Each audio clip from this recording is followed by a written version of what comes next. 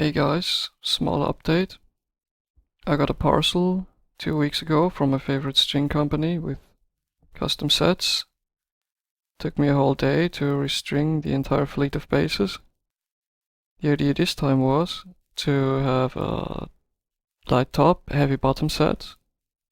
So I asked around for balanced gauges and then I ordered them from Pyramid. I'm not sponsored. I just like their strings and business model.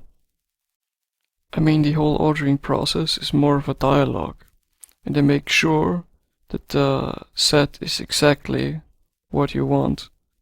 In my case, I got round wounds, stainless steel with custom gauges for each bass, with a super long option over 94.5 centimeters for my fan fret. Gauges and tunings are the following: 55 to 130 for my Schecter Stiletto Extreme in low B, 45 to 140 for my ESP LDT F415 FM in low A, 35 to 150 for my Ibanez BTB676, that's another half step lower, 40 to 100 for my vintage EGM 96, it's an E standard,